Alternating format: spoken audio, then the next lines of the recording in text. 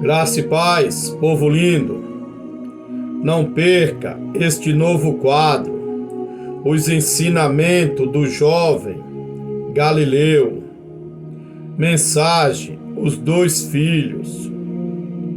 Vamos para a Bíblia. Mateus 21, versículo 28. Mas que vos parece? Um homem tinha dois filhos, e dirigindo-se ao primeiro, disse: Filho, vai trabalhar hoje na minha vinha. Versículo 29. Ele, porém, respondendo, disse: Não quero. Mas depois, arrependendo-se, foi. Versículo 30. E dirigindo-se ao segundo, falou-lhe de igual modo. E respondendo ele, disse: Eu vou, Senhor. E não foi. Versículo 31. Qual dos dois fez a vontade do Pai? E disseram-lhe eles: O primeiro. E disse-lhes Jesus: Em verdade vos digo que os publicanos e as meretrizes entraram adiante de vós no reino de Deus. Versículo 32. Porque João veio a vós no caminho da justiça, e não o crestes, mas os publicanos e as meretrizes o creram. Vós, porém, vendo isto, nem depois vos arrependeste para crer. Amém? Estarei fazendo uma breve oração. Soberano Deus, maravilhoso e eterno Pai, eis aí, Pai querido, Pai amado, a Tua santa palavra. Abre, Pai, a minha mente, me dê sabedoria dos altos céus, para que eu venha, Pai querido, Pai amado, aprender de Ti que é manso e humilde de coração. Em nome de Jesus Cristo, Pai querido, Pai amado, eu te peço que o Teu Espírito Santo da verdade venha se assentar aqui do meu lado, neste momento da leitura e da meditação da Tua santa palavra, para me ensinar, para me exortar e para me fazer lembrar, Pai, de todas as palavras qual eu irei ler nesta manhã. Em nome de Jesus Cristo, Pai querido, Pai amado, eu te peço que o Teu Espírito Santo da verdade e da justiça venha escrever cada capítulo, cada versículo, cada vírgula, cada parágrafo da Tua santa palavra na tábua do meu coração, Pai, para que eu não venha pecar contra Ti. Amém. Amados, a palavra parábola no grego e parábola em português significa colocar do lado, ou seja, uma comparação. Parábola nada mais é que uma história terrena com um significado espiritual. A parábola dos dois filhos é uma parábola de Jesus registrada apenas no Evangelho de Mateus. Embora seja uma das parábolas mais curta, ela possui um ensinamento primordial para todos os cristãos. Vamos analisarmos o contexto da parábola dos dois filhos. Para falarmos sobre o significado desta parábola, primeiro é importante entendermos melhor o que antecede a narrativa de Jesus. Antes dessa parábola, ainda no capítulo 21 de Mateus, alguns eventos importantes são descritos, desde a entrada triunfal até a purificação do templo. Por isso, eles foram interrogar a Jesus, perguntando com que autoridade ele tinha feito aquilo. Claro que com tudo que havia acontecido anteriormente, principalmente em relação à purificação do templo, os líderes judeus não estavam nada satisfeitos.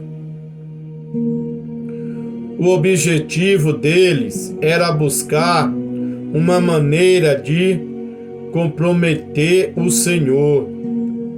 Os fariseus estavam sempre seguindo Jesus Cristo, não para aprender com ele, e sim procurando uma forma de lhe acusar, usando a lei de Moisés. Vamos agora entendermos o significado desta parábola dos dois filhos. Fica bastante claro quando se percebe que os dois filhos e seus comportamentos representam dois grupos de pessoas. O primeiro filho, que inicialmente disse não ao pai, mas depois se arrependeu e foi trabalhar em sua vinha, representa os publicanos e as prostitutas. Mas embora com seu modo de viver inicialmente recusasse os mandamentos de Deus, por fim elas se arrependiam e passavam a fazer a sua vontade. Por outro lado, aqueles religiosos judeus agiam como o segundo filho. Aparentemente, eles concordavam em seguir a palavra de Deus, mas no final o resultado real era apenas a desobediência. No versículo 31, deixa claro que os publicanos e as prostitutas irão entrar no reino dos céus primeiro que os fariseus e os religiosos que vivem de aparência, os sepulcros caiados que se esconde atrás das leis de Moisés. Algumas lições importantes extraídas da parábola dos dois filhos. Não existe vida com Deus sem arrependimento. Nesta parábola, Jesus nos mostra a grandeza e a importância do arrependimento. O arrependimento é mais importante do que qualquer aparência. Ela é mais importante do que qualquer sabedoria humana, do que qualquer religiosidade e do que qualquer intenção. O arrependimento verdadeiro é o reflexo do Espírito Santo em nossas vidas, o único que pode nos convencer dos nossos erros. Todos salvos têm que ter o fruto do Espírito Santo. Muitos acreditam que conseguem manter as aparências diante dele, mas perante Deus todas as máscaras caem. Ele conhece o nosso coração e julga as nossas intenções, pois ele revela o oculto, o profundo e o escondido. Podemos enganar as pessoas com palavras bonitas, com louvores incríveis ou com orações eloquentes, mas Deus conhece se esse comportamento é sincero ou não. Só existe 2 filhos, não há o terceiro filho. Ou somos como o primeiro, ou inevitavelmente seremos como o segundo filho. É melhor ser como Paulo, um pecador arrependido. Por fim, devemos tomar cuidado com possíveis distrações, porque às vezes nos comprometemos com algo, mas alguma coisa nos distrai e acabamos nos esquecendo do nosso compromisso. Versículo 28. Mas que vos parece? Um homem tinha 2 filhos, e dirigindo ao primeiro, disse: Filho, vai trabalhar hoje na minha vinha. Vamos trazer para os dias atuais. O homem desta parábola é Deus. Os filhos são os cristãos e os pseudo-cristãos. A vinha é a sua obra. Os verdadeiros cristãos se preocupam com as almas e os falsos com status. Os pseudos cristãos buscam a glória dos homens, só pregam em igrejas grandes, só querem fazer a obra missionária nas grandes capitais. Versículo 29. Ele, porém, respondendo, disse: Não quero, mas depois, arrependendo-se, foi. Os verdadeiros filhos de Deus são os que se arrependem, pois sem arrependimento não há salvação. Efésios 2, versículo 13. Mas agora em Cristo Jesus, vós que antes estavam longe, já pelo sangue de Cristo chegaste perto. Sem arrependimento não existe perdão, pois Deus só perdoa os pecados confessados.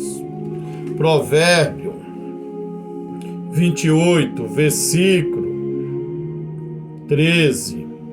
O que encobre as suas transgressões nunca prosperará, mas o que confessa e deixa alcançará misericórdia. Versículo 30.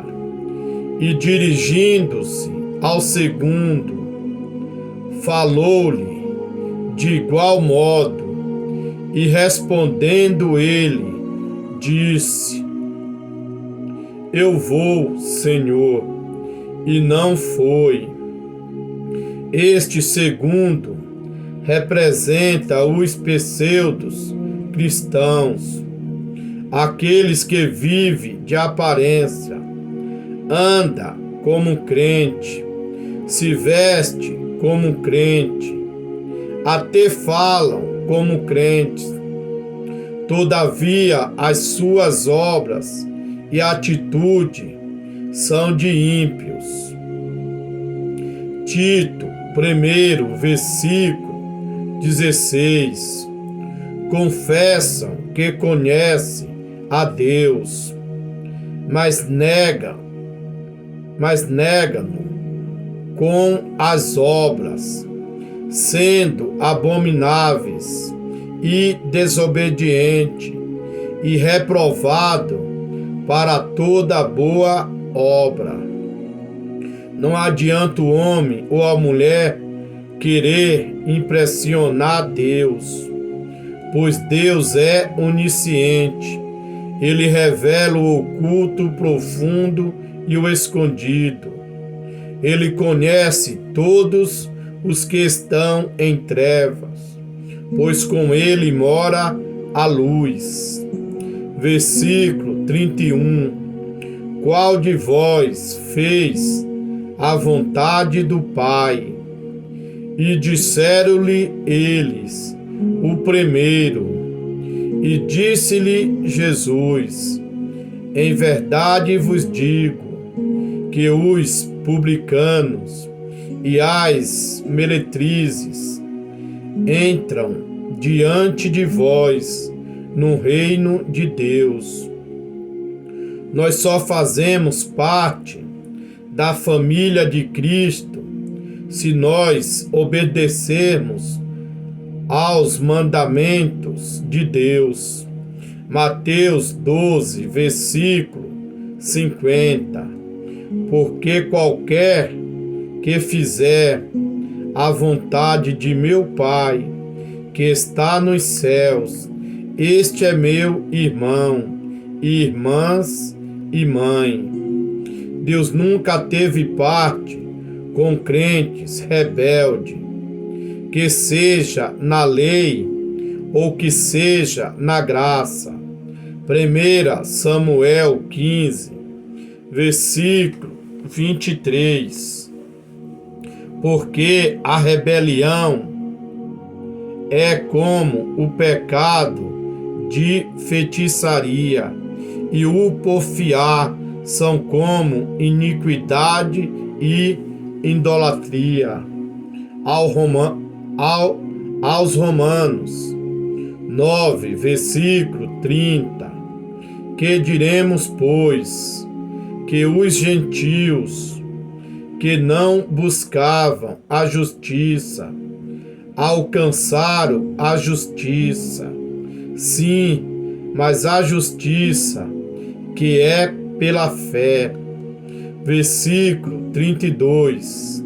Porque João veio a vós num caminho da justiça, e não o creste, mas os publicanos e as meretrizes creram. Vós, porém, vendo isto, nem depois vos arrependeste para crer. Com as pregações de João Batista, muitos publicanos, prostitutas e soldados se converteram. Lucas 3, versículo 12. E chegaram também os publicanos para seres batizados, e disseram-lhe: Mestre, o que devemos fazer? Os religiosos, os fariseus e os religiosos da época se recusaram a ouvir o Evangelho de Cristo, para se cumprir o que Deus falou através do ministério do profeta Zacarias. Zacarias 7, versículo 11. E eles, porém, não quiseram escutar e deram-me o ombro rebelde e ensurdeceram os seus ouvidos, para que não ouvisse. Mas todos os que lhe receberam, deu-lhe o poder de serem feitos filhos de Deus. Amém? Você que ouviu esta mensagem e ainda não tem o seu nome escrito num livro da vida, ou está afastado e quer se reconciliar, é só repetir estas palavras. Senhor Jesus, eu estou neste momento entregando a minha vida em tuas mãos. Me aceita como único e suficiente Salvador da minha alma. Escreva o meu nome num livro da vida e sela com seu precioso sangue. Me dá força e perseverança para ser fiel aos seus mandamentos até a sua volta. Amém? Não deixe de se inscrever neste canal. É de graça, não custa nada. Um forte abraço do seu amigo e irmão em Cristo, Miguel Reinan. Se gostou, se inscreva no canal, compartilha os vídeos e deixe o seu gostei. Um forte abraço. Tenha um ótimo final de semana.